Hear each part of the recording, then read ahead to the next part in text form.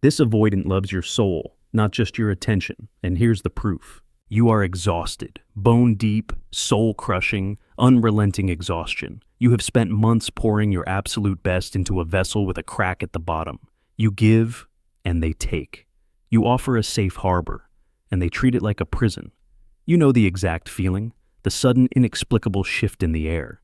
Yesterday they leaned in. Their eyes were locked on yours, and for a beautiful fleeting second you thought, the walls are down. They are finally letting me in. And then, the shift. Responses take hours, then days. The emotional temperature drops below freezing. You are left standing in the cold, holding your vulnerable heart, wondering what you did wrong. In that deafening silence, your mind spins. Cortisol floods your system. You ask yourself the same agonizing question. Did they ever care?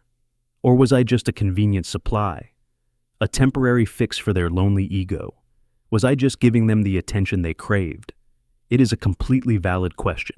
When someone pulls away abruptly, society tells you to move on. They repeat the cliché. If they wanted to, they would, but deep down, in the quietest part of your gut, you know that is not the whole truth. Because you felt the gravity of their presence. Today, we are going to shatter the illusion. Listen very carefully because this goes against all mainstream dating advice. There is a massive difference between someone who uses you for attention and someone who is terrified because they accidentally fell in love with your soul. A toxic attention seeker looks at you and sees a mirror. They feed on your applause to regulate their fragile ego. But an avoidant is entirely different. When an avoidant looks at you, they do not see a mirror. They see a fire. Attention is cheap. An avoidant does not need you for mere attention. In fact, superficial attention feels suffocating to them. What they found in you was resonance. For a little while, they stepped close to the fire. They let their heavy guard down. What you felt from them was absolutely real. It was the purest, most terrifying connection they are capable of experiencing. But then, the heat got too intense. Their traumatized nervous system started to sound the alarm. True intimacy registers in their brain not as safety, but as a mortal threat. The hardest truth to accept is not that they didn't care. The hardest truth is that they actually saw you. They saw the deepest parts of your soul. They loved it, and it terrified them so much that they had to run for their lives. Here is the absolute scientific proof that your avoidant loves your soul and not just your attention. To understand the difference between farming for attention and fleeing from a soul connection, we must look inside the human brain. We have to look at the raw, biological wiring of the avoidant nervous system. Attention is cheap. It is a transactional currency. When someone uses you to stroke their ego, they send a text, you reply with validation, and they receive a fast hit of dopamine, the reward chemical. It is a quick high requiring zero vulnerability. Toxic attention seekers live exclusively in this shallow dopamine loop. Because it is so shallow, it never triggers their fear. They can keep you hooked forever just to feed their ego. But a true avoidant does not operate this way. In fact, heavy attention often repulses them. It feels like a suffocating demand for emotional reciprocation they are terrified to give. So, what happens when they meet you? You do not just give cheap dopamine. You have depth. You look right into their core, offering unconditional soul-level acceptance. You offer the kind of love that generates oxytocin, the chemical of deep trust and attachment. For a secure person, oxytocin feels like coming home, but for the avoidant, this exact same chemical triggers a catastrophic system failure. When your soul touches theirs, their brain does not register safety. It bypasses the reward center entirely and sends a glaring distress signal straight to the amygdala, the primitive fear center. For the avoidant, intimacy is the smoke. Why? Because of childhood programming. Somewhere in their formative years, vulnerability led to excruciating pain. Trusting someone led to being engulfed or neglected. Their developing brain learned a brutal equation. Connection equals danger. Love equals a trap. So when they start to actually feel a soul-deep connection with you, their autonomic nervous system physically rebels. This is not a conscious, malicious choice. It is a physiological hijacking. Their brain floods with cortisol and adrenaline, triggering the fight-or-flight response. Their nervous system is literally screaming, warning, system overload, abort, run. Loving your soul becomes a literal survival threat to their physical body. If they just wanted attention, they would string you along on the surface forever, never letting it get deep. But they don't do that with you, do they? They run, they shut down, they freeze. And they do this precisely because the connection bypassed their ego and went straight to their soul. The sheer depth of your love is exactly what activated their primal terror. Proof hash 1, the paradoxical pull away. Look at the exact timeline of their disappearance. When do they pull away? Almost never after a massive argument. It is almost always right after the most beautiful, deeply connected moment you have ever shared. Think back to the last time they went completely cold. It was probably late at night, they let their guard down, and told you something real. A hidden fear. A dream. You held space with unconditional love, seeing their raw humanity. And in that moment, you felt their soul exhale. But the next morning, silence. A sudden jarring distance. A wall of ice. If they only wanted attention, this makes zero logical sense. An attention seeker thrives on adoration. Give a narcissist a perfect night of validation, and they wake up hungry for more. They stick around as long as the spotlight shines. But an avoidant does the exact opposite. They experience a debilitating psychological phenomenon known as a vulnerability hangover. During that intimate moment, their lifelong defenses were suspended. They let your soul touch theirs. But the next morning, reality hits them like a freight train. Subconscious defenses forcefully snap back online. Their brain sounds a blaring alarm. We are exposed. We are in mortal danger. Their emotional regulation system is completely short-circuited by the intimacy. It is simply too much data for their traumatized nervous system. The warmth of your love suddenly feels like a consuming fire. They are terrified that since you have seen their soul, you will expect them to stay open. They fear you will realize they are defective, and your inevitable departure will destroy them. So, they pull the emergency brake. They deactivate. Deactivation is not just a mental choice. It is a physiological numbing. Their brain literally suppresses their attachment system to stop the terror of engulfment. They manufacture sudden flaws in you, just to logically justify their overwhelming biological urge to run away. They create distance, not to punish you.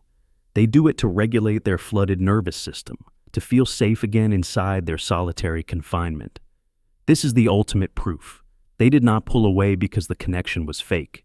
They pulled away because it was entirely too real. They did not run from your attention. They ran from your soul. Because for someone who has spent their life hiding in the shadows, being truly seen by the light of your love is the most terrifying experience in the world. Proof hash 2, the Phantom X. What happens when the door finally closes? When the texts completely stop? When the silence stretches from days into weeks? When you're left staring at a blank screen, torturing yourself with the thought that they have already moved on? Your mind plays a very cruel trick on you. Because you are an empathic, deeply connected person, you assume that their silence means your absolute erasure. You assume that if they were just using you for attention, they are probably out there right now finding that attention somewhere else. If you were dealing with a narcissist or a chronic attention seeker, you would be absolutely right.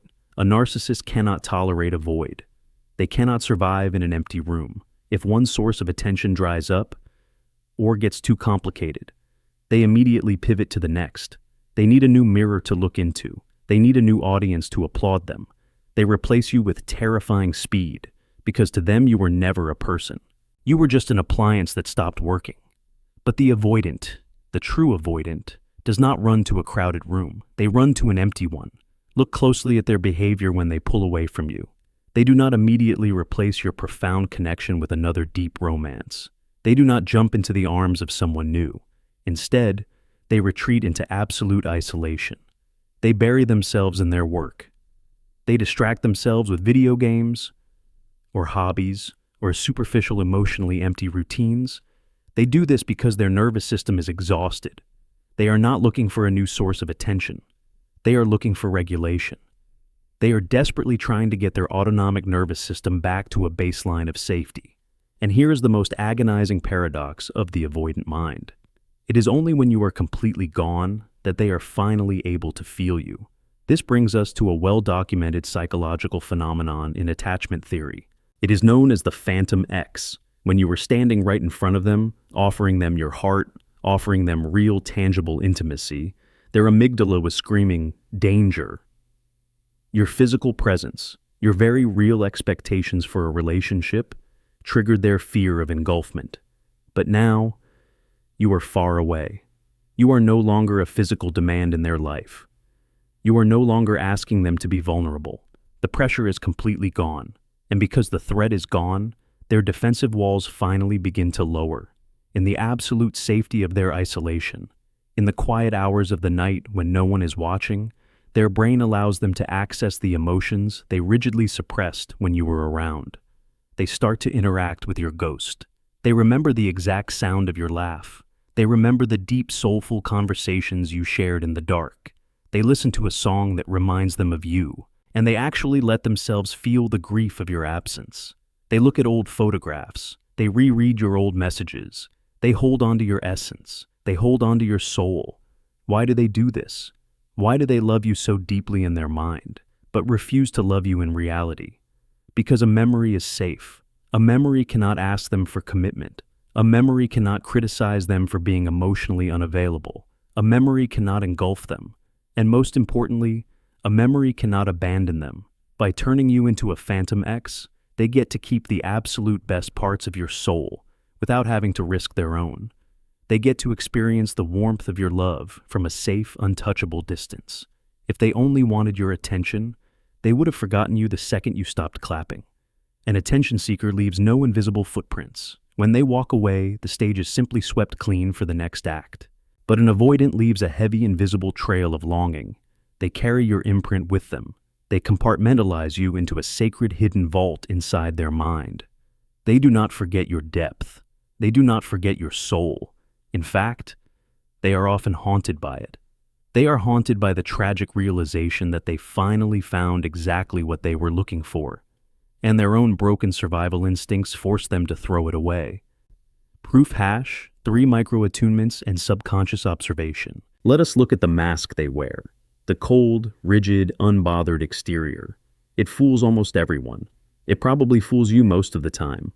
When they deactivate you, look at their blank, emotionless face, or you read their dry, detached text messages, and you think to yourself, they really do not care at all. I am nothing to them. But you are looking at the armor. You are not looking at the intricate, highly sensitive nervous system operating underneath. To understand why they love your soul, we have to understand the contradiction between their tough exterior and their deeply observant core. People with avoidant attachment are often highly sensitive individuals. Their emotional distancing is actually a protective mechanism to shield a profoundly fragile, easily overwhelmed inner world. Because of their childhood conditioning, where they often had to navigate unpredictable or emotionally unavailable caregivers, their brains developed a hyper-vigilant survival strategy. They learned to scan the room. They learned to read the unspoken energy. They learned to observe micro-shifts in tone, body language, and mood long before a word was even spoken. So, when an avoidant is with you, even when they are acting aloof or distant, their prefrontal cortex is actively, meticulously mapping your entire existence. They are engaging in subconscious micro-attunements. Think about a narcissist, or a toxic person who only wants to use you for an ego boost. An attention seeker is completely deaf and blind to your nuances. When you speak, they are only waiting for their turn to talk. They forget the important stories you tell them. They forget your boundaries. They forget the subtle things that bring you joy.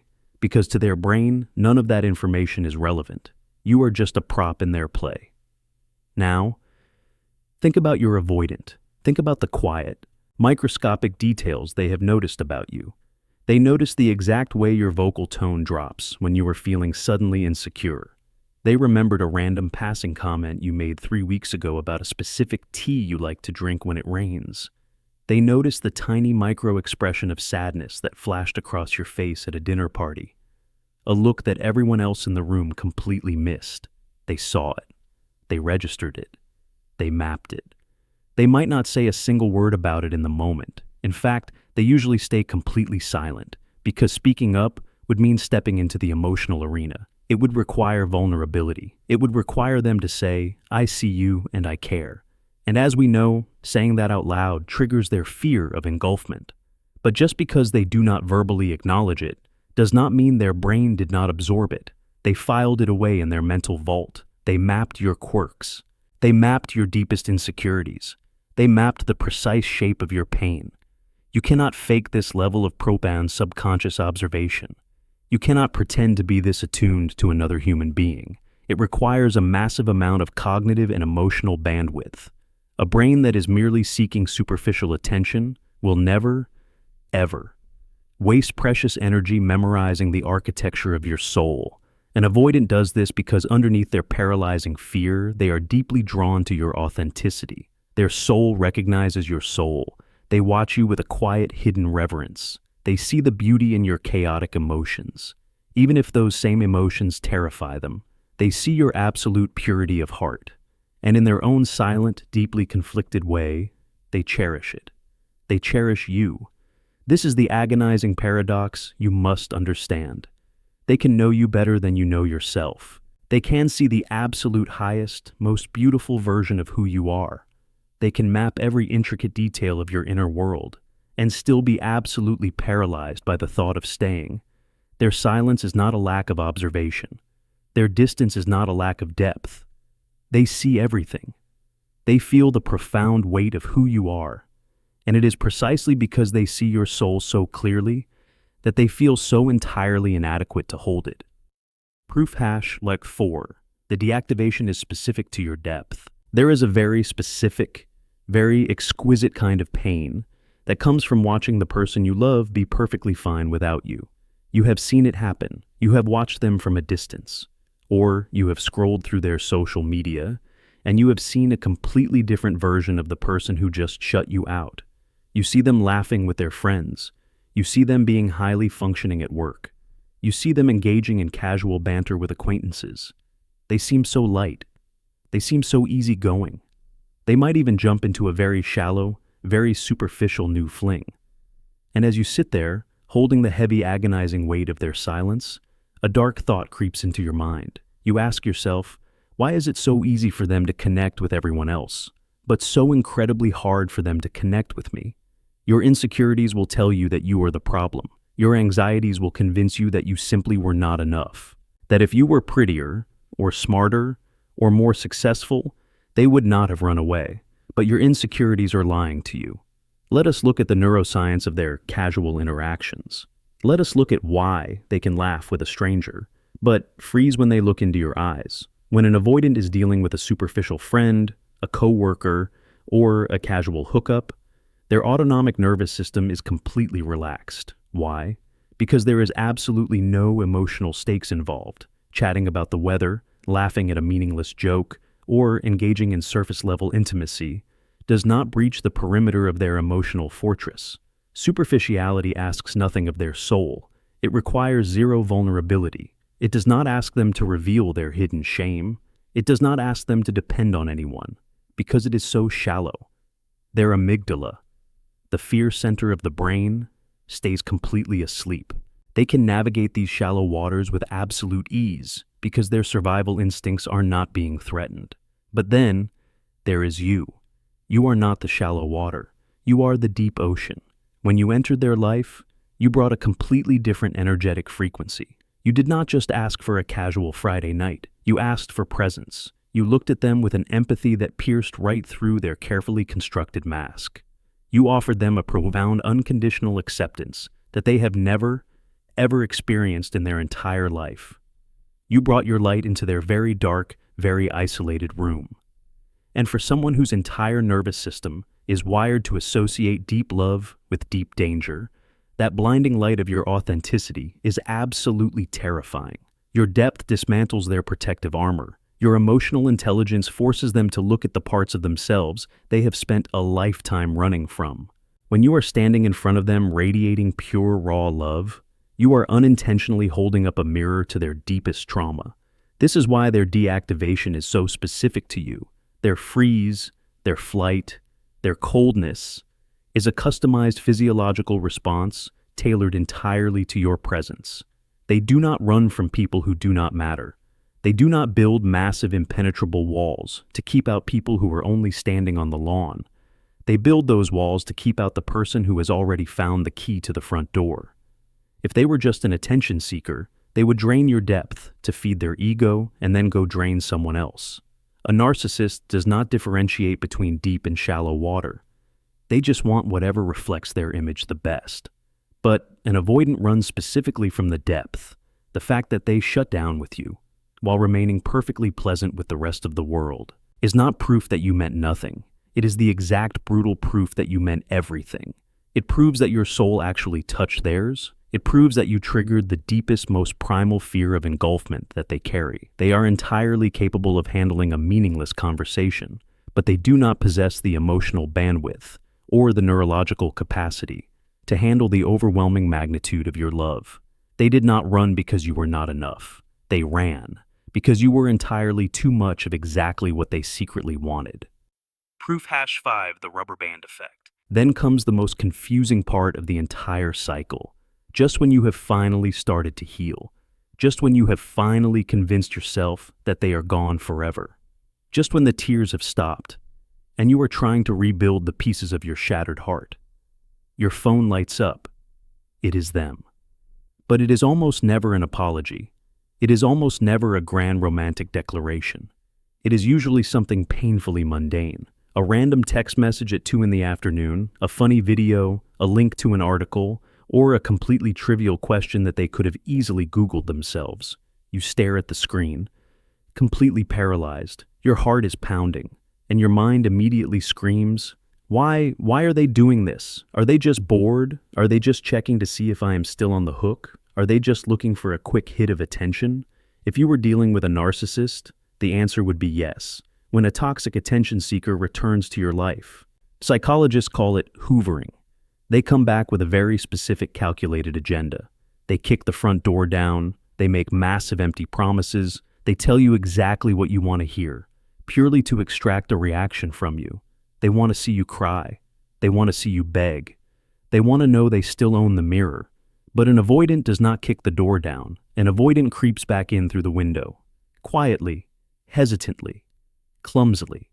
To understand this reluctant return, we have to look at a psychological concept known as the rubber band effect. And we have to look at what is happening inside their nervous system when the distance finally becomes too great. Remember why they ran in the first place? When they were close to you, their amygdala was on fire. The intimacy felt like a suffocating trap. They needed space to breathe. They needed distance to lower their surging cortisol levels. So they ran. They stretched the rubber band. And for a little while, in the absolute safety of their isolation, they felt relief. The alarm bells in their brain finally stopped ringing. The fear of engulfment completely vanished. But here is the biological catch. Human beings, even the most severely avoidant ones, are biologically hardwired for connection. We are a tribal species.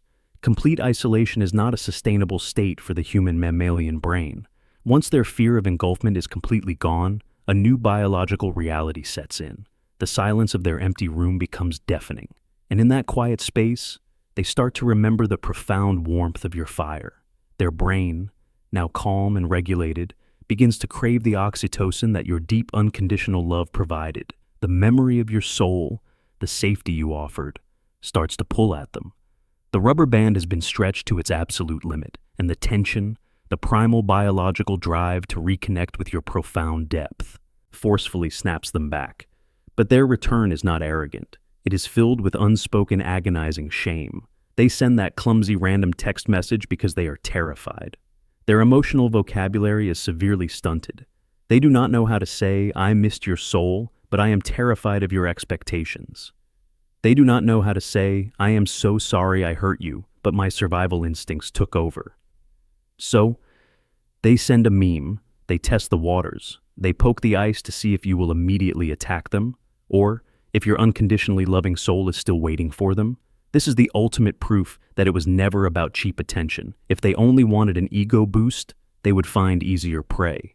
They would find someone new, someone shallow, someone who does not trigger their childhood trauma. Finding new attention is incredibly easy, but returning to you is incredibly hard. Coming back to you requires them to walk directly back toward the fire that terrified them. It requires them to face the shame of their own inconsistency. They are literally fighting a war inside their own brain. One half of their nervous system is screaming, Go back to them. I need their light. I need their soul to survive.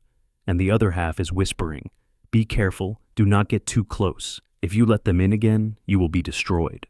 This agonizing, painful, relentless push and pull is the tragic hallmark of a fearful and dismissive heart. They pull away because they are terrified of the intimacy, and they come back because the gravity of your specific soul is absolutely inescapable. Proof hash 6 shielding you from their darkness. We have to completely reframe the way you look at their rejection. When they walked away, when they built that massive impenetrable wall of ice, your immediate instinct was to blame yourself. You thought, I gave them everything. I gave them my patience. I gave them my absolute best. And they still threw me away like I was nothing. It feels like the ultimate betrayal. It feels like absolute proof that you were just a temporary distraction. But I need you to look closer. I need you to look at the darkest, most carefully hidden part of the avoidant mind. We need to talk about toxic shame. Toxic shame is not just a passing feeling of insecurity. It is not just low self-esteem. Neurologically speaking, toxic shame is a deeply embedded survival schema. It is a core conviction wired into their brain during childhood that whispers a terrifying, unrelenting lie. I am fundamentally defective. I am broken. I am unlovable at my core. Guilt is the feeling of, I did something bad, but toxic shame, the heavy suffocating shame that an avoidant carries, is the absolute certainty of, I am bad. Now, let us look at the stark contrast between a toxic attention seeker and someone who is terrified of their own shadows. A narcissist who is using you for attention feels absolutely no shame in draining you. In their distorted reality, they are the prize. They are a god. They believe you are profoundly lucky just to be allowed in their presence.